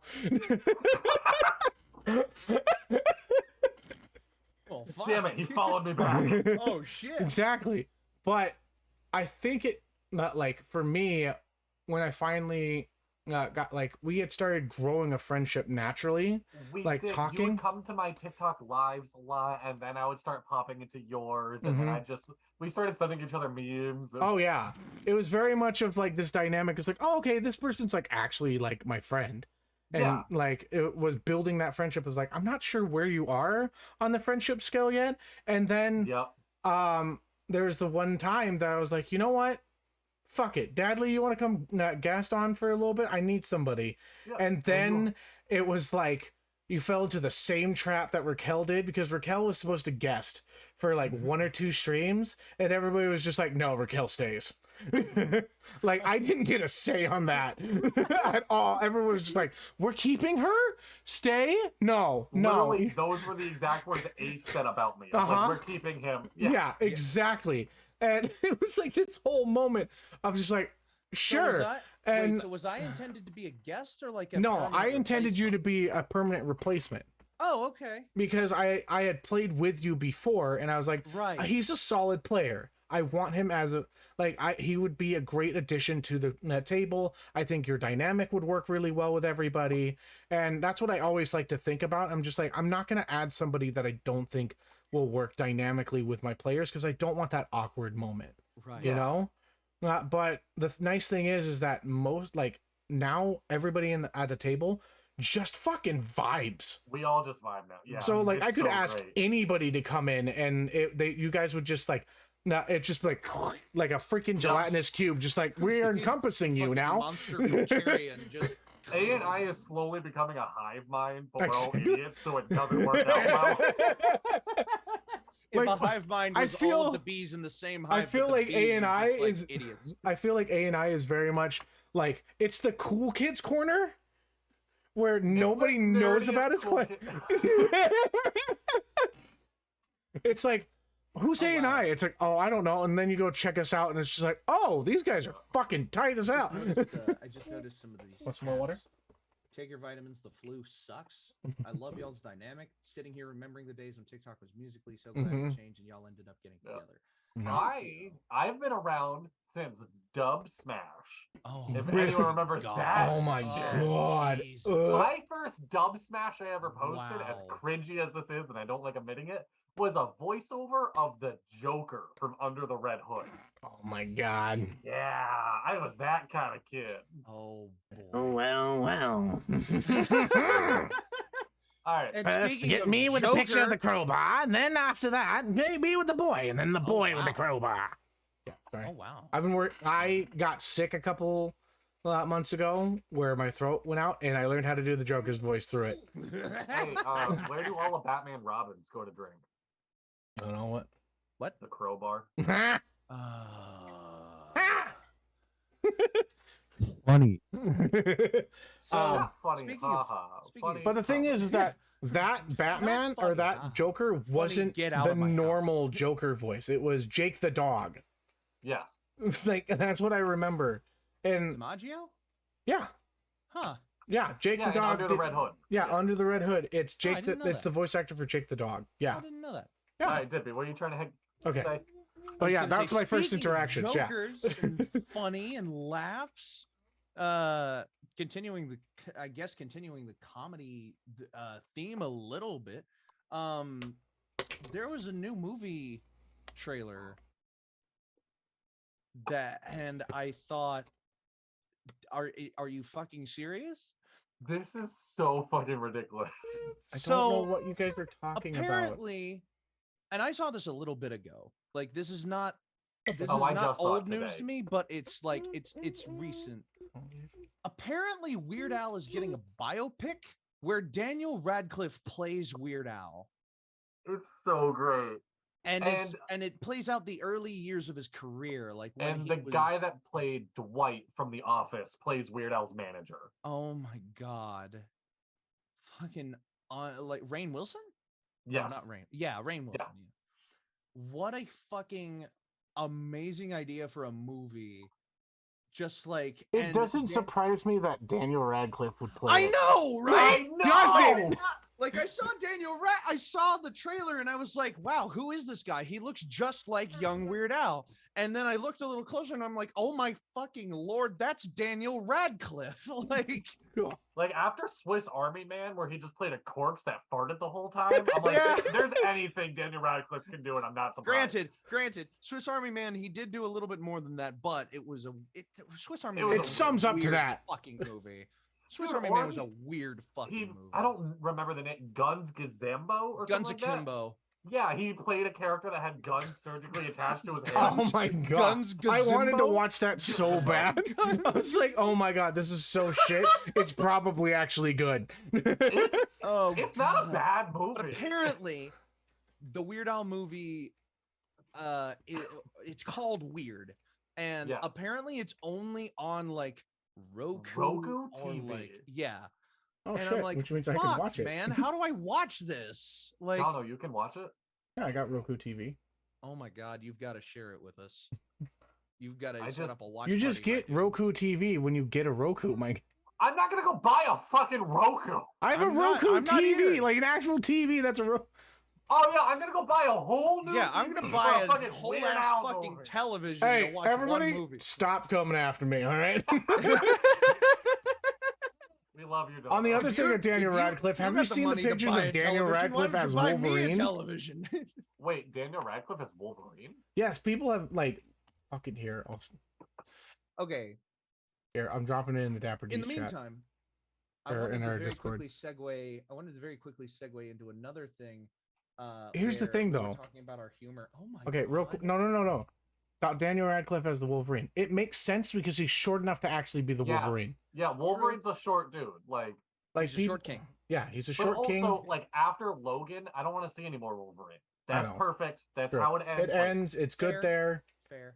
But like, if the MCU doesn't need to fucking milk it for all the goddamn money, I'm slowly getting real cynical over the MCU. But it's starting to get to that point where it's like, I can't even keep up with this bullshit, man. Right. Yeah. See here, that goes back to. Also, I don't know if I talked about this on the podcast, but that goes back to I watched Doctor Strange and the Multiverse of Madness, and I had so many fucking problems. Yeah, we talked about it. Yeah. I wish that they had just kept it all to just the theater stuff, because then I could have actually kept up with it. But the mere fact that there's TV shows that all connect to each other and like short films and shit, I'm just like, holy fuck. I will say the TV shows are really fucking good. They are. Now here's the thing. TV has been involved in the MCU since Agent Carter premiered on CBS. Yes. And there have been things in Agent Carter that make other points in other movies, like that elucidate points in other movies. Like how did they get to Thor's hammer in the desert if you didn't watch Agent Carter? But it wasn't necessary. Yes. Nowadays, the Disney Plus stuff is necessary to understand plots of other things. Also, Me and my mother went into Doctor Strange Multiverse of Madness without having watched WandaVision at all. We had no experience with WandaVision, and we lost so much because of that. Yeah. Also, I said this off the pod, but I just want to throw this out there. Dippy, you use my Disney Plus. And I don't think Dono heard this. I got an email when you made your profile being like, do you want to set this profile to children-only content? And it took everything in my body not to turn it to children-only. I was just like, how fucking funny would it be that I give him the fucking login and then he can only watch Bluey? Yeah, I was about to say the only thing that I would watch at that point would be friggin' Bluey, and I would still have all of the use that I would need. Joe, did you guys hear that Bluey is getting censored? It is. Yeah. Oh, absolutely. It is. Because there's a lot of Australian specific stuff that like couldn't make it to American television and vice versa. Like they talk about getting a vasectomy. There's a whole ass episode that gets deleted from the roster. Yeah. Which I think is ridiculous. Because it's talking about them like making fart jokes. Yeah. Like that's tame. Yeah. If you can it's funny. And you didn't hear this from me, viewing audience and you two. But back before all this Bluey stuff was being monitored and Bluey had an official account on TikTok, there were a couple of profiles that would post full episodes using the 10-minute feature. Yep. And I saved all the ones that I liked. And they're the original Australian versions too, because so they're not censored and they're not like changed in any way and they're not compromised. And I just have them available for. Can I just say that Australia has some of the best shit that comes out of it? Like metal bands. In a couple Australian of metal aspects. band slap. Yeah. Like they're so fucking good. I don't know that I would want to live in Australia, though. Have you heard of Feeder to the Sharks? No. Fucking amazing metal band. Fucking love. Their opening song. Sorry. No, what's up? Their opening song is literally just like the best breakdown, and it just goes feeder to the sharks. And it's just like drops, and I'm just like, yeah, what a way to start a fucking album. I love it. They're censoring Bluey. We grew up with shit like Cow and Chicken. Like, I don't understand what happened in only 20 years that they went from like gross zoom-ins of feet. Yeah, and Ren like, and Stimpy, Cow and Chicken. It's because our parents became grandparents and started watching the kids' shows. Right. That's fair. We got to stress that away. But see, I don't even think it's like that. It is. It's almost a thing of like, there's always been like edge of the boundary comedy in like kids material and whatnot. And I think the vision of Bluey is so pure and so good-hearted that they want to clean it up like as much as they can. And you still get a lot of good stuff out of Bluey when you're censoring it. Censorship is always a big no-no for me. I like things to be in their original form if they can be. But you don't lose anything too major. It's just the fact that you hear, oh, they had to censor Bluey, and you're like, why?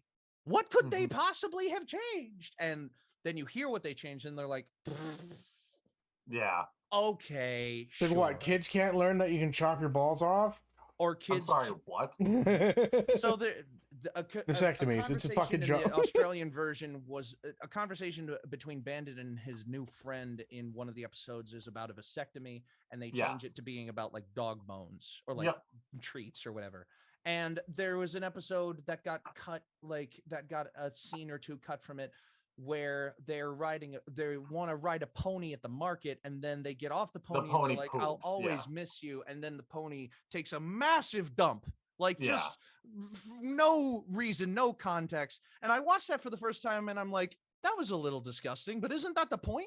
Yeah. That they get scared by it and they run off and they laugh and they thought, ew, gross. And it was like, that's funny. The thing that I love about Bluey is that it's just like, it's the way that you need to interact with your kids and how the kids see the world. Now, it is very good at that. My three favorite kids shows right now are Bluey, Blippi, and I hate Blippi. You hate Blippi? What? Blippi is meant for kids.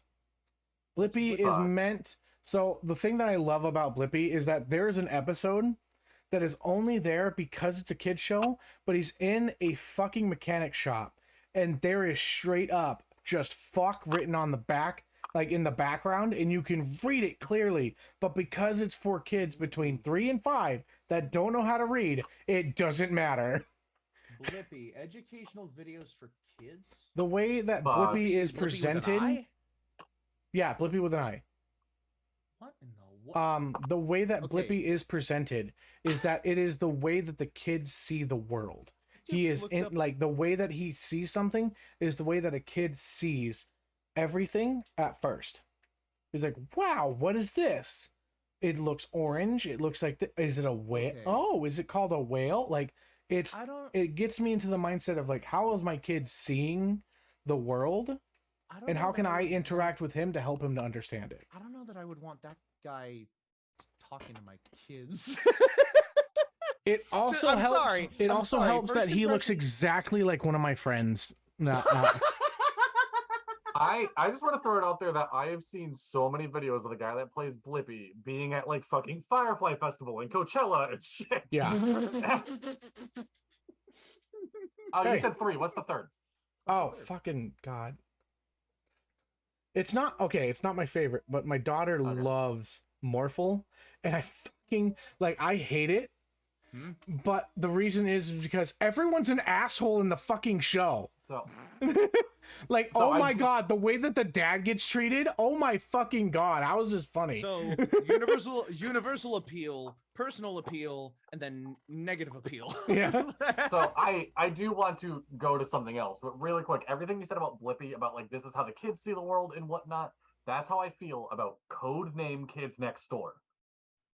Really? Codename Kid Next Door is like pinnacle. This is what imagination can do. Mm-hmm. They're making guns with just random 2x4s, and that bubblegum shooter is the turret to save our base. And it is the pinnacle of like, go wild, let your brain run free. Like, yeah, I see.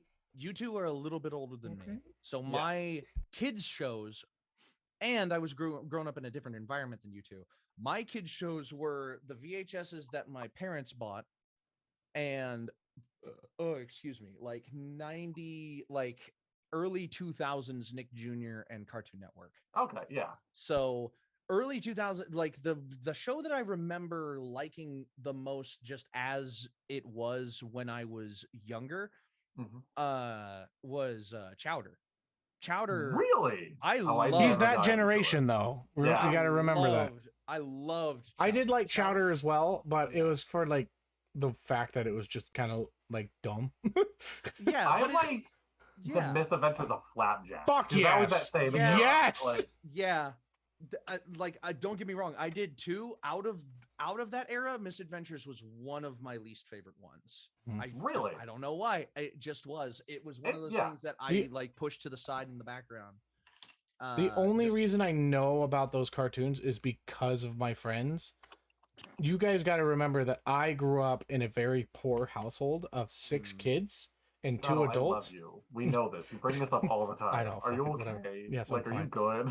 I just hate that I can't connect with other people of my generation because I had my TV canceled so many fucking times. I connect with you. The only TV I watched was at my friend's but like house. there's certain things I'm just like, man, I really wish I could have watched Naruto when it was fucking all showing. Same. But like now I don't have like the adult ADHD mind enough to be able to sit down and just watch Naruto. Same. It's honestly so fucking long, dude. But like I love seeing the fucking cool ass fights. I just didn't know that fight that's happening is literally within the last season, which is 5 fucking seasons away, each one having 100 fucking episodes. That's how I feel. Bleach is coming back, and I'm like, I guess I actually have to like finish Bleach at some point. Like, I'm not in that universe at all. The universe of just like, oh, there are these shows that exist that have hundreds of episodes per season and multiple seasons. Can we talk about the new TMNT? Sorry. No. What? Because I have no frame. It is okay. I saw. I'm just gonna. Is the TikToker Straw Hat Goofy make a video about it? Yeah, that's the most I got. It is by far the most accurate of the brothers. Really? It is dumb comedy, but it gets their personalities down to a T. Wait, are you talking about the animated, like, the Rise of the TMNT? Like, I think TV show? Because a new movie just came out this week. Yeah, a new movie just came out. I haven't seen it yet, but yes, if you watch the TV show, it's made by now I'm just totally Rat Trap, or no, it's Mouse. I yield my time. Mouse Butt, or I don't know. They did the same animation, or it's the same people that did the animation for, I believe, Vox Machina. Titmouse? Titmouse, yes. Yes, you are absolutely right. Yes. I'm going to send you a picture right now because the animation does look really clean. It is clean.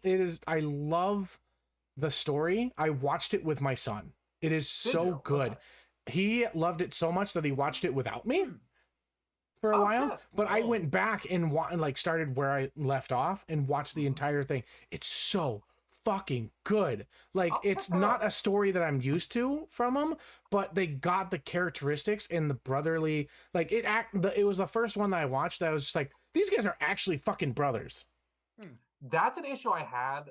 All right, so being real, I grew up very nerdy reading the Teenage Mutant Ninja Turtle comics, and that was the biggest issue I had from going to the TV show to comics. In the comics, they felt like brothers.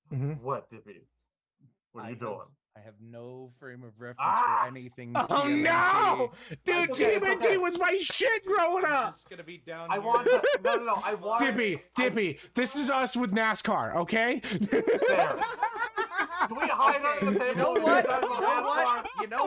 You know what? Listen. Here's your thing. It's 12 episodes. Go watch it on Netflix. Okay. Listen. Like, the whole culture. Where do I say this point from? Bradley, are you fucking high right now? Because you look like you're like Teenage Mutant Ninja Turtles is one of those things. I got so red from just trying to climb down out of sight. I'm sorry. No, you're good. Listen, the Teenage Mutant Ninja Turtles is one of those aspects of like pop culture among like kids and teens and everything that has spanned for so long. You would think that everybody would have at least some recollection of any version of it from like whatever time period it was, comic shows, movies, what have you. I got nothing, like zero. I got you. Dippy, this is where you go and you just like, you know what, for context, just watch just like season. It's an easy watch too. Okay, but I want to say one of the few moments that they did get in, like, at least I connected to within TMNT. Don't spoil it though. No, this is about one of the movies. Okay. This is the live action, it's terrible. I know the movie's terrible. I still enjoy TMNT even if it's bad. Like, that's how much I love the Teenage Mutant Ninja Turtles. I made a fucking reference to them in my goddamn campaign. Okay? Yeah, you did. There is a scene where they're going up an elevator and they just start beatboxing and doing a rap. Oh, and God, for me, that live action movie? Yes. Yeah. But for me, that moment was just like, that is me and my brothers to a T. Because my brother KJ, he beatboxed. The rest of my brothers, not like they do beats and shit like that. But like it's the way that if we were ever in a moment where it was just like quiet and we needed to fill up the air, that's something that we'd fucking do. And I connected to that moment so fucking good to that. Because I've got 3 brothers. I connect to my.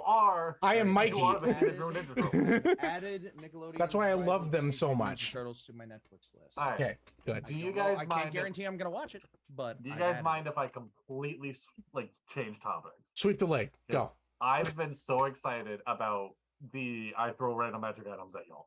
Yeah. Oh boy. Okay. Well, this is the part of the show where we get to our recurring segments. Yes. Yeah. Because I have our other recurring segment pulled up too. So every Dapper D's After Dark, I find random shit on TikTok, normally people making weapons out of weird objects, and I throw them at these 2 to make magic items. This week, it's special because I found armor. Oh, God. So I'll throw it right now. Who wants the one, who wants the one that I find harder?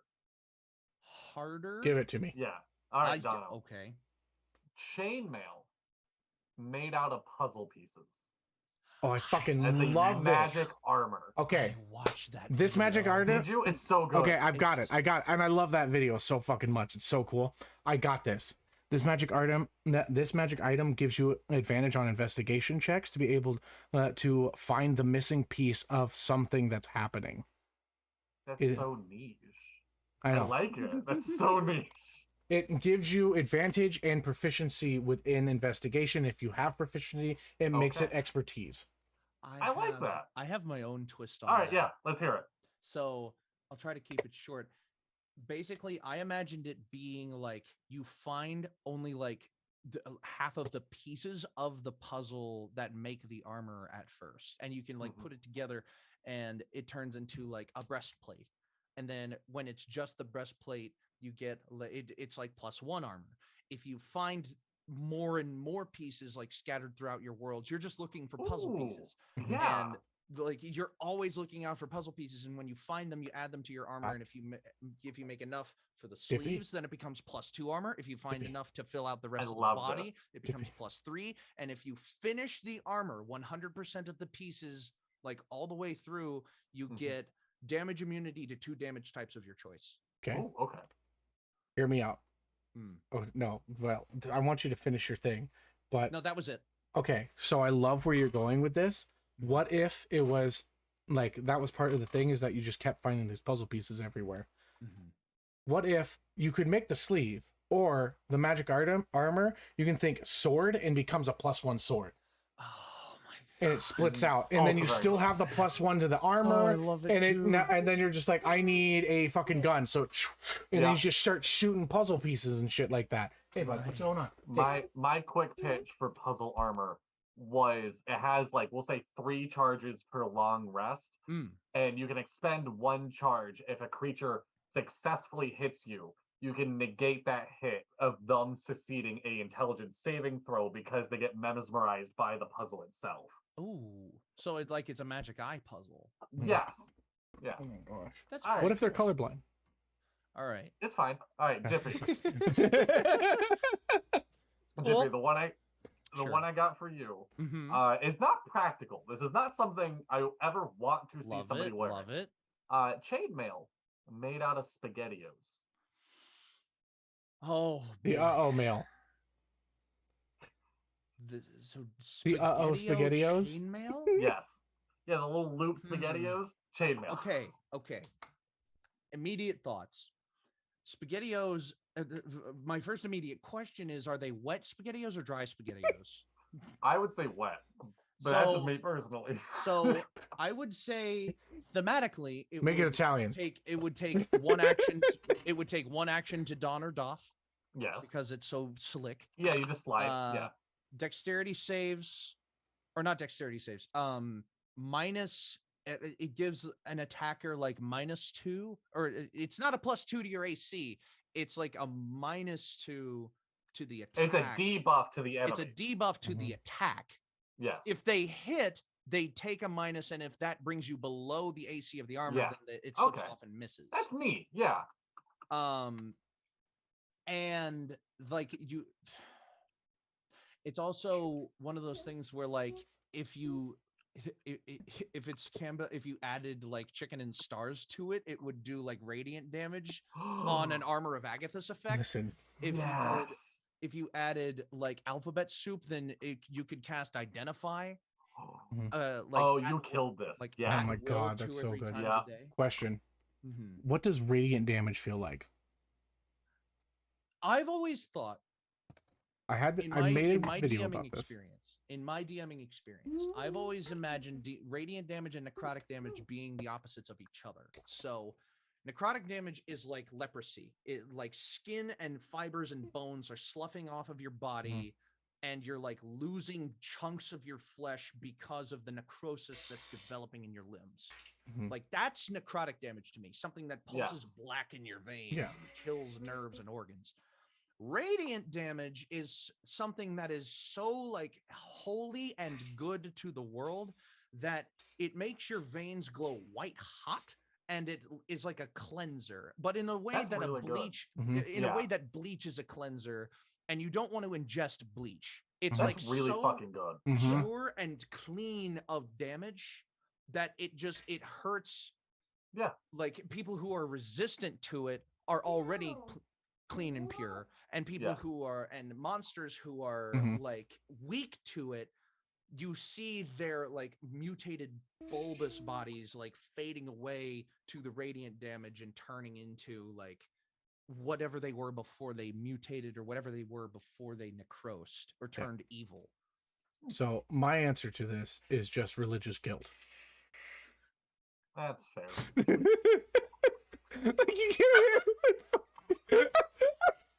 Bam! With this long-winded explanation. And then it just takes 2 words, and that's exactly what radiant damage is. It's just like I hit you for 10 points of radiant damage. Man, I shouldn't have fucking left church. Just like, oh. I always, just to throw my hat in there, I always imagine radiant damage feeling like the heat that comes off of a sunburn. You know what I mean? That you've already been burnt by the sun. And necrotic damage feeling like when you have cold hands and you throw them in warm water, how it feels good, but it hurts like shit at first. Like, yeah, that's how I always imagine necrotic damage.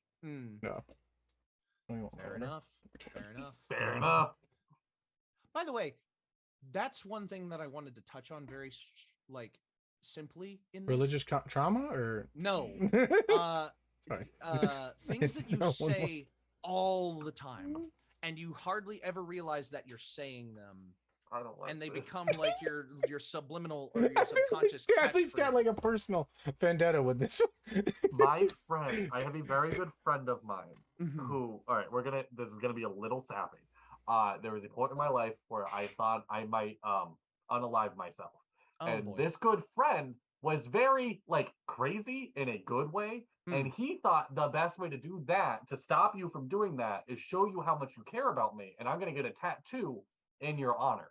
And he got a tattoo that said all good because I say it constantly.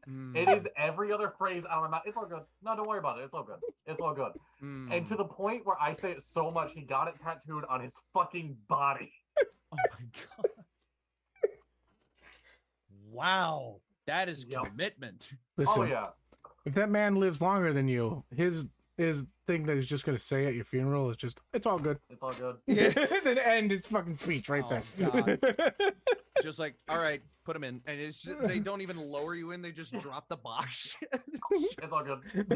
It's fine. It's like just says it on your tombstone. It was like a recording of all the different times. It's like someone comes there for advice. It's just like, what is your wisdom, dude? It's all good. And on that point, I didn't realize how much I said fair enough until you guys started like parroting it back to me. And I was just like, do I really say it that much? You do. To the point where when I was playing Farron Realmgazer and I would say that in character, someone that like, I think it only happened like 3 or 4 times in an episode, but one of the characters would respond with fair enough. And I'm like, holy shit. And it would get me like that every time because I would forget about it. I love the fact that you came in with a character named Farron, and I had a place in the world named Farron. And it got me, and it was just like you mean it's named after me? Right, Like, so, no! the next town you're going to be in is called Farron, and I'm like, me? And they're like, no. My favorite Farron pun was, there was 2 times Farron and Merc were in combat alone, and both times Merc turns and goes, all fair in love and war. Yeah. It's still one of my favorite. It was such a great moment. I loved that. And can I just say, the only person that's been in Farron is Cherry. Oh.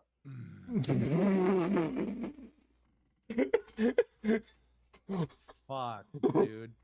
Holy shit. Oh my God. I love you, Dippy. So, the other recurring segment on our show. Yeah, I could be a comedian, right? Yeah. To circle all the way back around to comedy. I'm gonna pitch a really quick topic. Okay. Is people send us their D&D characters, and we rate them on a scale of 1 to 10 on how likely you are to get pegged. No, I'm just vetoing that on principle. I'm gonna say no. Don't veto it. No, yeah, let's do it. We did the MILFs, okay? You guys can do that. I'm not doing that. Character. You guys can do that. I'm not doing that. All right, the other segment. Where we go to Urban Dictionary. It'll be called Pegged or Pegging. Unbelievable. Where we go to Urban Dictionary and find an Urban Dictionary definition that we just particularly like. And I just happened to stumble upon an entry from Siena on March 17th of 2003 for second breakfast. And second breakfast is defined as being invented by hobbits. Second breakfast is breakfast all over again, with the sample sentence of, we'll just have time for second breakfast before it's time to start cooking lunch. So to answer the question in the campaign that we are playing in, second breakfast is before lunch. Mm-hmm. So second breakfast is in your second heart breakfast is whenever you want it to be. Yes. Yeah. But literally it is before lunch. Mm-hmm. Yeah. So and the other one I found was also from 2003, Munch, a low pressure social gathering at a restaurant or pub for people who are into BDSM. Particularly intended for people new to the scene who might be intimidated by a play party. Yep. That whole entire sentence sounded normal until you said that are into BDSM. Like, into BDSM, right? What? If you don't feel ready for a play party, drop by the Munch next week and meet some people. Yeah. The fact that you're just so quickly accepting that concerns me. I've been to a couple. I always recommend them more than any. Oh, listen. We don't need to get into it, but I've been very much active. No, let's get into this. Well, no, I always recommend these more than anything because you'd be surprised how many people you show up and you recognize those people, and you'd much rather meet them at lunch than meet them in scenes or something like that. Like, oh, well, there goes that. So, like, if you were in the middle of. Yeah, I'm not gonna obviously I'm not gonna name names, but I don't know any of your friends. No, I have met mutuals on TikTok at Munches in New York, 2 different times. But I didn't know you were part of this shit. Wow. Listen, there's a lot of people that are my mutuals on TikTok that I could maybe guess that are into this kind of shit. I'm also mostly on Kink Talk, so we need to do an episode of the Dapper D's where we just rate kinks. Rate kinks? Yeah, find degrading. Degrading. 1 out of 10. Disgusting. No kink shaming. It's degrading. It's the point. Listen, here on A&I, we do not kink shame. Kink shaming. It's not kink shaming. It's kink rating. It's pitting kinks against other kings.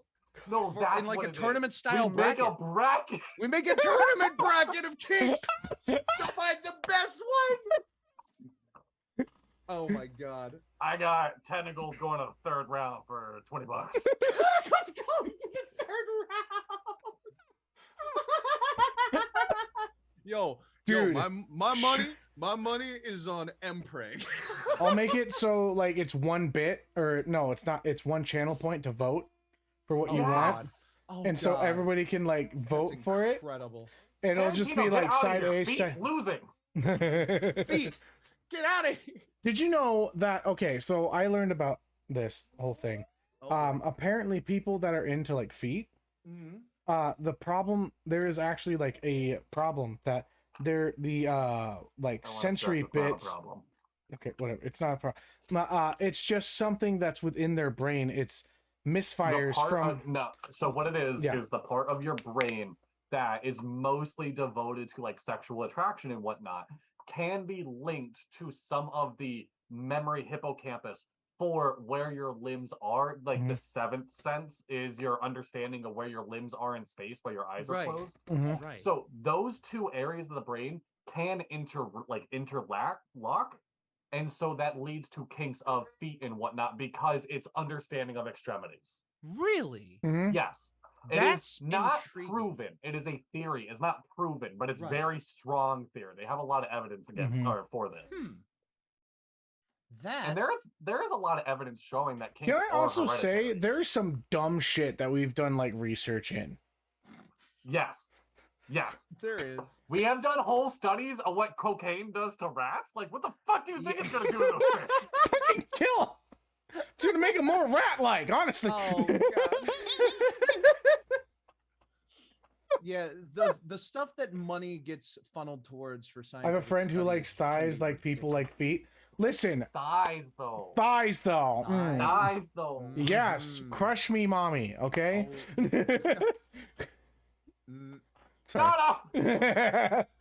Listen.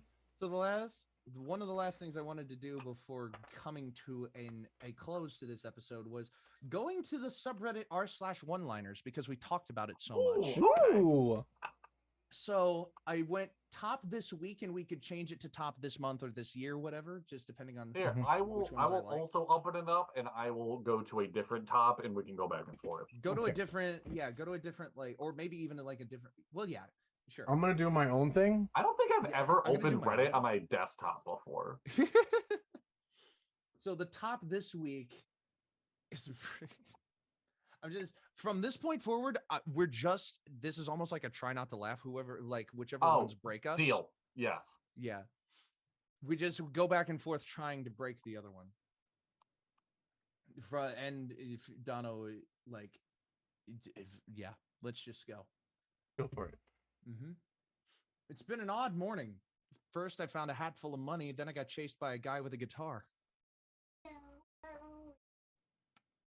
That's really good. I go to the gym so infrequently, I call it James.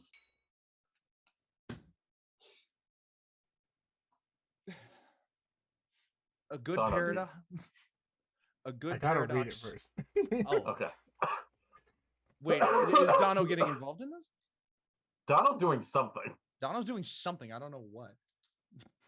A good paradox is the worst.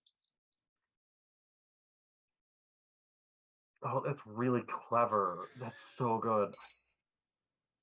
I think the scariest part of the song Born to Be Wild is when they find a head out on the highway. Two scientists walk to a bar. Person says, I'll have H2O. Second one, I'll have H2O too. The bartender gives them both water as he is able to distinguish the boundaries tones that take the ground function. No! What the fuck? Anti-jokes? Oh my god! Okay. I love anti-jokes. Anti-jokes are one of my favorite genres. I couldn't even finish saying the fucking joke. Oh my god. How do you spell Tennessee without using the T or an N? Incorrectly. I originally didn't like my haircut, but it grew on me. God damn it. I hate it when people try to appear intelligent by talking about Mozart when they've probably never even seen one of his paintings. That's good. What's the difference between my ex-wife and houseplant? What? My ex-wife can't perform photosynthesis. God damn it. Oh no. If you're tormented by a nagging sense that someone has borrowed you, you are not alone. Nodding. It has its ups and downs. Ooh. What's red and bad for your teeth? Huh? A brick. Yeah. Oh, what's red and bad for your teeth? It's only espionage if it comes from the espionage region of France. Otherwise, it's just sparkling treason. I saw this before. I love that one. Erections! They come and go.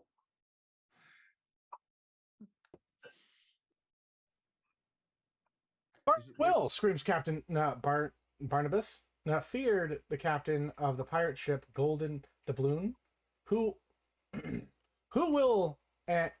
will and why are we firing at him? joked the crewman. The Captain Barnabas turned to the crewman with a solemn look on his face. He pillaged my lovely town. Never mind. I can't do a long fucking one. You. Never mind. Dono, we love you. Maybe stick to the short one. Fuck off. I am picking the shortest ones possible for this reason, Dono. I'm just as dyslexic as you. They're changing the name of China's state media channel to That's What She Said. I don't get that one, actually. She XI, like Xi Jinping. Okay, yeah. I booked China, a massage. don't come after our stream. I booked a massage because I've been a naughty boy. Harry Potter walks. Oh, sorry. Oh, sorry. Go ahead. Harry Potter walks into a bar. The bartender says, "I'm sorry, Harry, but you're not old enough to drink here." Harry then leaves. Fuck, dude. The word diputsaramniv may look ridiculous, but backwards, it's even more stupid. I before E, except when your foreign neighbor Keith receives 8 counterfeit beige sleighs from weird, festy, caffeinated weightlifters. I before E. French is the language of love. France. Oh. Everyone remembers Karl Marx for his political doctrine, but not so much his sister Anya, who invented the starting pistol. I fucking like that. It takes you a second. All right, so this one's for you guys. Knock, knock. Who's there? Who's there? The police, open up. Oh, fuck. You gotta get out. Okay, whatever, fine. It ends with screw it, deploy the battering ram. Oh, good. A shark can swim faster than me, but I can run faster than a shark. So a triathlon really comes down to the bike between us.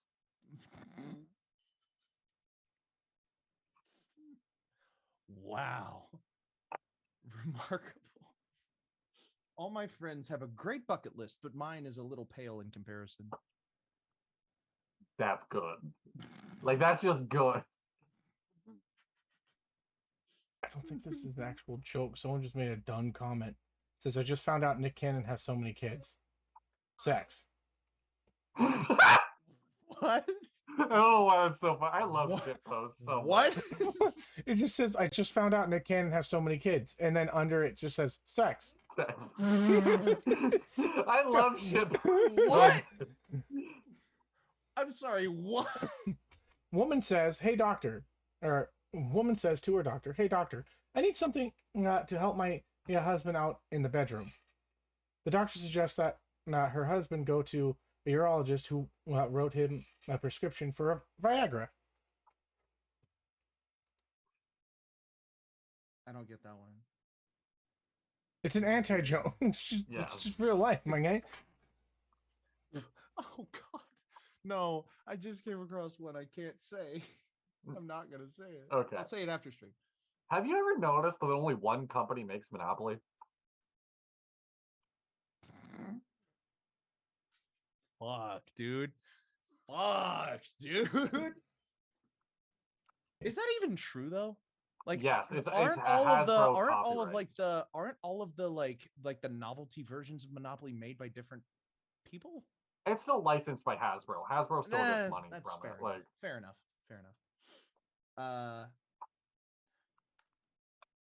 we should do like one more each and then wrap this bit. Okay. Yeah. My one friend. more each. Okay. My friend died because he didn't know his blood type. To be honest, I still don't know. I tried to send Bugs Bunny a file through Google Drive, but he only accepts a WhatsApp doc. Taco Bell, the only place you can still get gas for $1.49. You're fucking good. Oh my god. Oh, there it is. There it is. Oh my god. What an episode. Why wouldn't Vincent Van Gogh wear headphones? Because he had one ear. Because he died in 1890 and they didn't have headphones then. Yo, Wait. I'm reading through a Van Gogh biography and it's so sad. We don't need to get into it, but oh my god, it's so sad. Nothing starts with N and ends with G. Correct? Those kind of things are just like where, see, my favorite joke in the world takes 20 minutes to tell. But what it is the joke? You don't have to tell it, but what is the joke? Because it's can't. probably like it's not like a famously known joke. It's not one of those like. Okay, I'm just going to say the beginning and you tell me if you've heard the rest. Okay. A horse is sitting in his garage watching MTV. Nope, never heard of it. Never heard of it. Okay, then I'm going to have to tell it at some point in the Dapper D's lifespan, whether that's on the next podcast episode, whether that we'll put a pin in that. We should just, no context, start the next Dapper D's episode with that joke. It's going to take 20 minutes. Go for it. Okay. So you just Dippy, like, to be so honest, you took the first 30 minutes of this fucking episode to tell you. We asked him to. We're not allowed to hold that against Dippy. I have nothing wrong with him taking the first 20 minutes of the first episode doing it. We haven't complained about it.